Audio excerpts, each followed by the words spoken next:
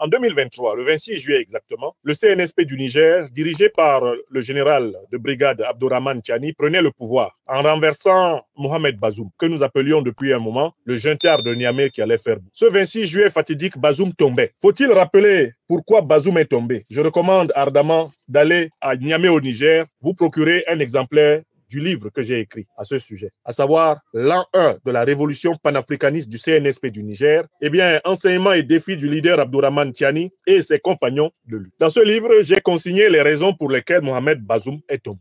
Pourquoi Bazoum est-il tombé? Premièrement, parce que Mohamed Bazoum n'a pas démocratiquement gagné l'élection présidentielle. Il n'a pas démocratiquement gagné l'élection présidentielle du Niger. Avant que cette élection se tienne, le prédécesseur de Mohamed Bazoum et par ailleurs son patron, le président Mahamadou Issoufou, a exclu du processus électoral les candidats qui pouvaient battre Bazoum, et notamment, paix à son âme, le regretté Hama Amadou, ancien président de l'Assemblée nationale. Mahamadou Issoufou a barricadé l'élection et a organisé par là une mascarade pour installer son successeur au pouvoir, c'est-à-dire un homme de main sur lequel il puisse garder un contrôle. Le président Issoufou est encore vivant. Il est coupable d'avoir installé à la tête du Niger un chef d'État illégitime. Cette illégitimité était d'autant plus renforcée que Bazoum était le candidat du bloc néocolonialiste français et que celui qui était alors ministre des Affaires étrangères de la République française l'avait adoubé avant que l'élection se tienne. Bon, ça c'est la première raison. La deuxième raison pour laquelle il a échoué, c'est qu'il est resté dans le modèle d'une économie nigérienne de la dépendance. Pour lui,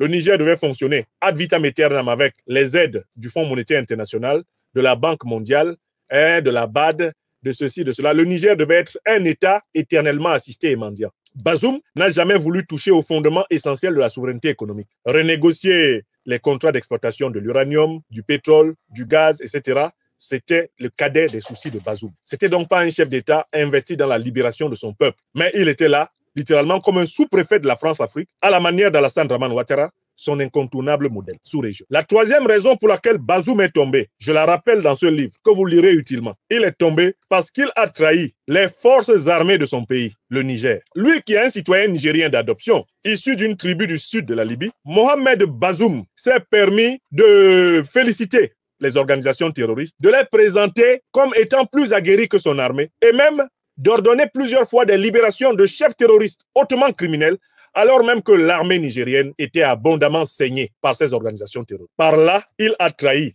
son serment de chef suprême des forces armées du Niger en retournant littéralement le couteau du Niger contre lui-même. Voilà la troisième raison pour laquelle Bazoum a été renversé. Un président qui est renversé par sa propre garde présidentielle est un président qui n'a pas fait l'unanimité dans son cercle le plus restreint. Il a réussi à se mettre à dos ses plus proches compagnons de lui. C'est la troisième raison. Enfin, il y a une quatrième raison pour laquelle Mohamed Bazoum est tombé. C'est la malédiction ancestrale spirituelle de l'Afrique immémoriale. Bazoum et plusieurs de ses ministres, dont Hassoumi Massaoudou et entre autres le général Abou Tarka, se sont illustrés par un grand mépris du mouvement panafricaniste, de la lutte pour la souveraineté africaine du XXIe siècle. Ils ont copieusement insulté le Niger, le Mali, le Burkina Faso.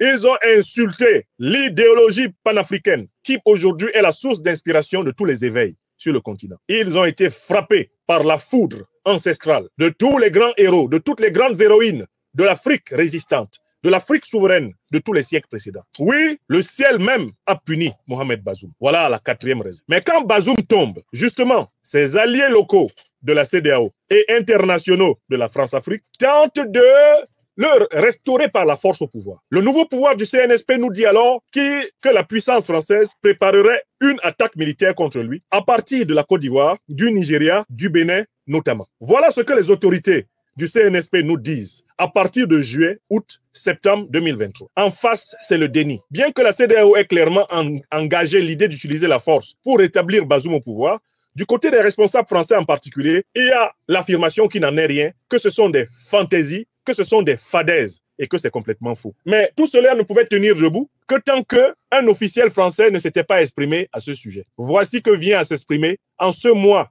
de novembre 2024, un officiel de la République française, et pas des moindres. Il s'agit de l'ancien secrétaire d'État, issu du bloc socialiste, Jean-Marie Bockel. Jean-Marie Bockel s'exprimait devant une commission parlementaire et il se trouve être maintenant le représentant spécial du président de la République française, Emmanuel Macron, en Afrique. Bockel s'exprime devant une assemblée et alors il lâche la bombe. Écoutez la bombe lâchée par eh bien, monsieur Jean-Marie Bockel. Là. C'est ça. Quand il y a eu la crise au Niger, on a été capable d'installer à Abidjan 2000 hommes en quelques heures, vous voyez. Donc, je pense que un des, comment dirais-je, des aspects importants de la mission, c'est d'avoir réussi quand même. Quand il y a eu la crise au Niger, on a été capable d'installer à Abidjan rapidement 2000 hommes. Quand il y a eu la crise au Niger, on a été capable d'installer rapidement 2000 hommes. Je vous le fais réécouter. Allez-y, monsieur Bockel. Bien, c'est ça qui compte. Quand il y a eu la crise au Niger, on a été capable d'installer à Abidjan 2000 hommes en quelques heures, vous voyez. Donc, je pense que un des... Quand il y a eu la crise à Abidjan, on a été capable d'installer à Abidjan 2000 hommes une troisième fois. C'est ça. Quand il y a eu la crise au Niger, on a été capable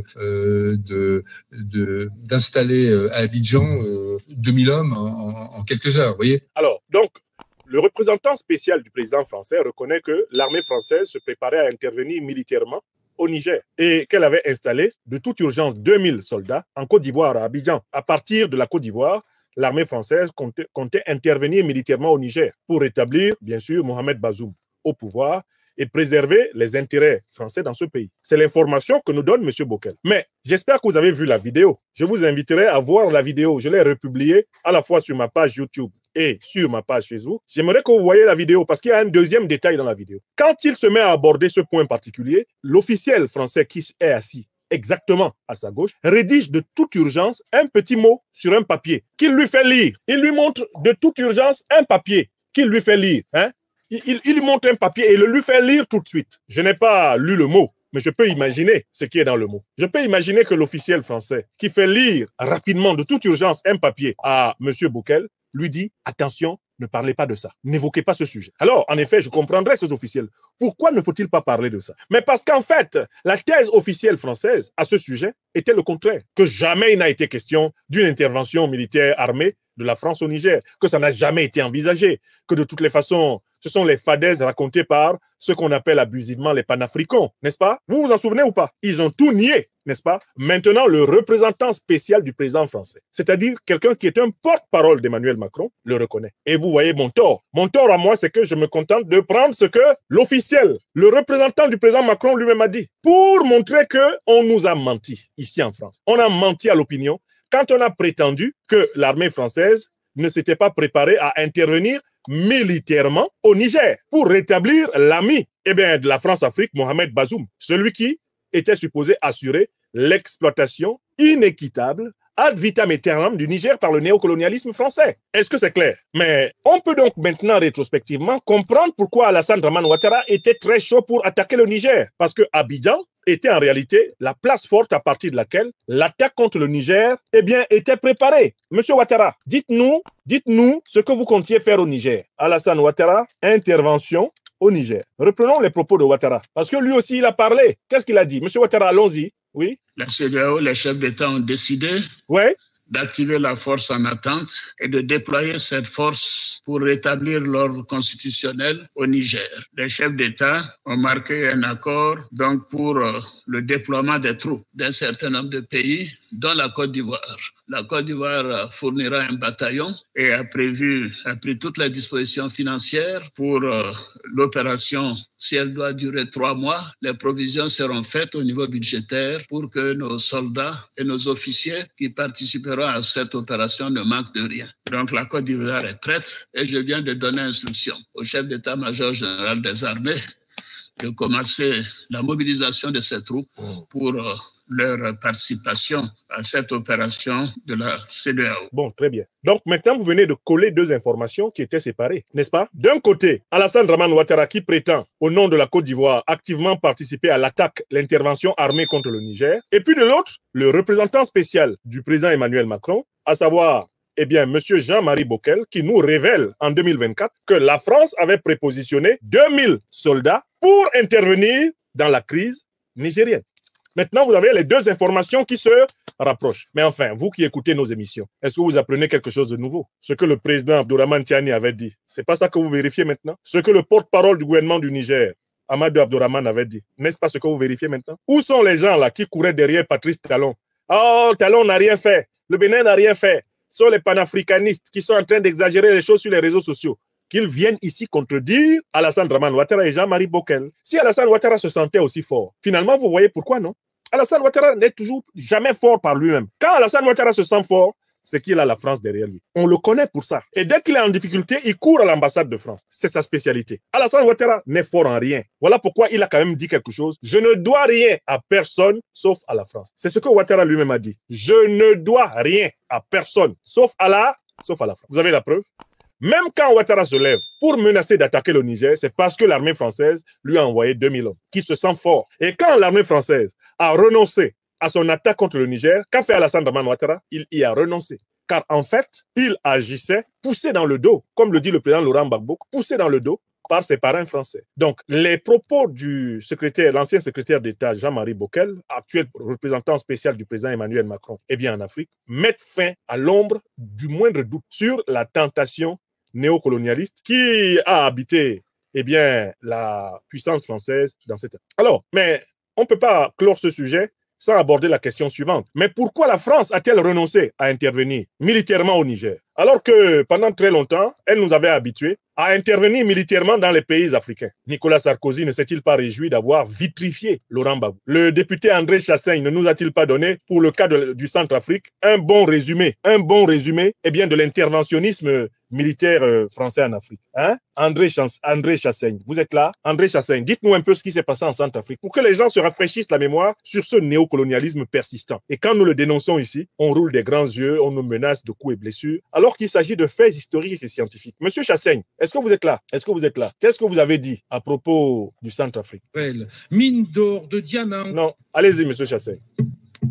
Monsieur le Président, mes chers collègues, messieurs les ministres, c'est avec émotion que je m'associe au nom de mon groupe à l'hommage unanime rendu aux soldats morts en Centrafrique. À peine un an après l'engagement de la France au Mali, notre pays se lance dans une nouvelle opération sur le continent africain. Après l'opération Serval qui devait s'achever en juillet dernier, le président de la République vient de déclencher l'opération Sangaris qui se traduit par le déploiement de 1600 soldats français. Il s'agit de la 50e intervention française en Afrique subsaharienne. C'était en 2013. Depuis les indépendances. 50e il y a intervention. 50 ans. En 2013, ça faisait 50. Cette intervention en Centrafrique s'inscrit dans une longue lignée d'opérations menées par les troupes françaises dans cette colonie, indépendante officiellement depuis 1960, en proie à la pauvreté, à l'instabilité et au conflit. Autant d'interventions qui n'ont jamais permis de répondre aux maux qui gangrènent la Centrafrique. En effet. La Centrafrique, si elle n'est pas dénuée de ressources naturelles,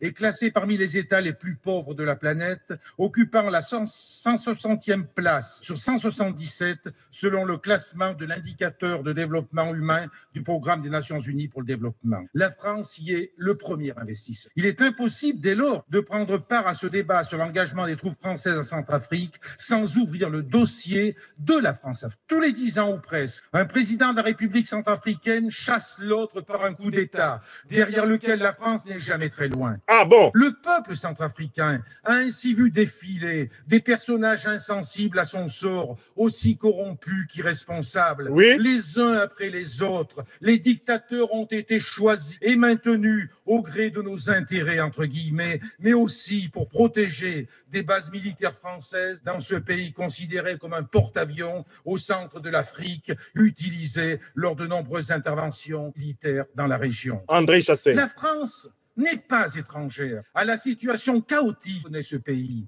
Elle porte une responsabilité historique dans la tragédie centrafricaine. Tout à fait. Elle n'est donc pas la plus qualifiée pour intervenir. C'est un paramètre que nous ne pouvons pas ignorer, même si, je le dis clairement, il n'est pas question de tergiverser pour la protection des populations civiles, premières victimes des violences sanglantes qui déchirent ce pays. Monsieur le ministre des Affaires étrangères a déclaré, face à la communauté française de Bangui le 13 octobre dernier, je cite, « Sachez que l'amitié traditionnelle qu'a portée la France à la Centrafrique, nous voulons la manifester de nouveau pour aujourd'hui et pour demain. Pourtant, notre histoire commune est marquée par de sombres affaires.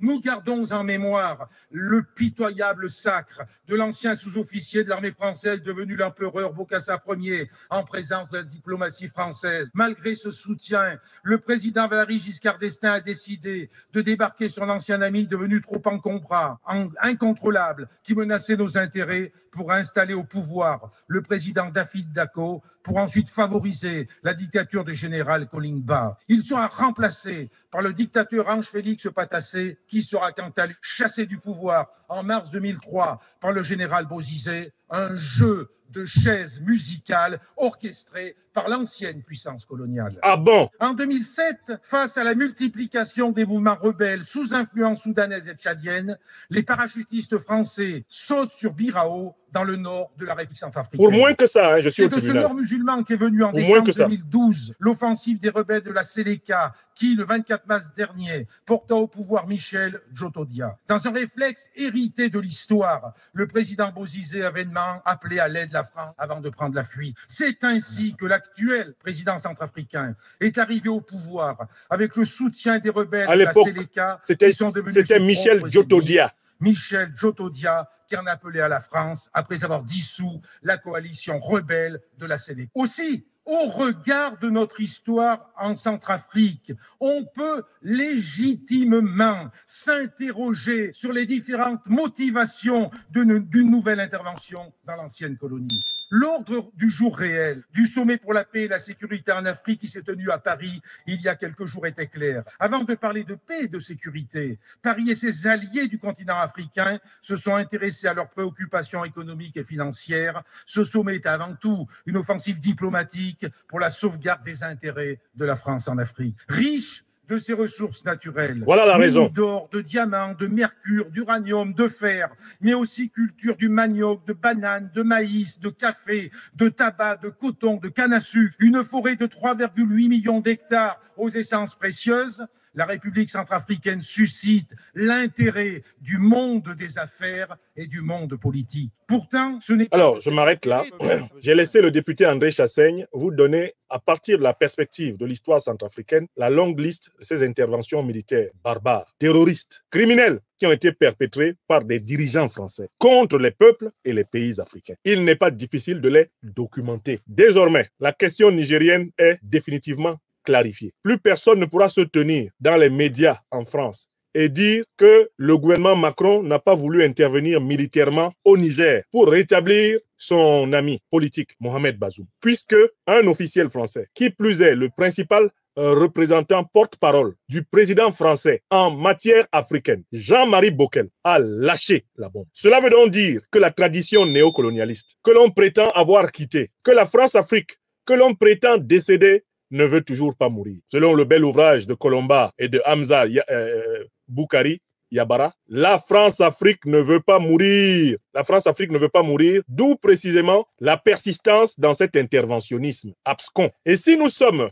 victimes de persécutions politiques en France, c'est parce que la France-Afrique est vivante. Si la France-Afrique n'existait pas, nous ne serions pas persécutés pour avoir critiqué la politique néocolonialiste de la France. Car cette politique aurait disparu et la nécessité de notre critique de cette politique avec. Vous avez la preuve donc en 2023, il était encore question de projeter 2000 hommes en urgence à Abidjan et de préparer une opération militaire pour aller imposer aux Nigériens des dirigeants qu'ils n'ont pas choisis. Voilà ce que je voulais, le clou que je voulais enfoncer. Grâce au marteau qui nous a été donné par M. Jean-Marie Bockel, que je remercie. N'est-ce pas, M. Bockel? Qu'est-ce que vous nous avez dit et que nous n'oublierons pas? Qu'est-ce qui était prévu, M. Bockel? Qu'est-ce qui était prévu pour résoudre la crise nigérienne à votre façon? Parlez encore, parlez. Quand il y a eu la crise au Niger, on a été capable d'installer à Abidjan 2000 hommes en quelques heures, vous voyez. Donc, je pense que... Voilà, très bien.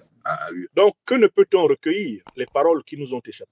Elles sont comme l'eau versée dans la terre sèche. À peine versée cette eau, c'est déjà fondu dans la terre. À peine versée cette eau, eh bien, a déjà fait corps avec la chair de la terre. Quand le voisin, lors de cette séance du ministre Bockel, lui a tendu le bout de papier pour lui dire non, n'en parlez pas, n'en parlez surtout pas, c'est trop dangereux, vous allez nous foutre dans la merde. C'est trop tard, il en avait parlé, les caméras et les micros l'avaient enregistré. ce qui est dit est dit. Voilà, je tiens à dire merci à M. Bockel de s'être laissé aller à ce petit exercice de vérité qui sert la juste cause des Africains qui demandent la fin de l'occupation militaire du sol africain par des troupes néocolonialistes, la fin de la monnaie néocoloniale du franc CFA, la fin de l'ingérence des puissances étrangères dans la désignation des dirigeants africains et la fin de la répression culturelle orientée contre l'Afrique. Voilà le programme de l'Institut de l'Afrique des libertés, à la tête duquel, depuis quelques années, j'œuvre avec plusieurs compagnons, afin de faire répandre le niveau de conscience nécessaire pour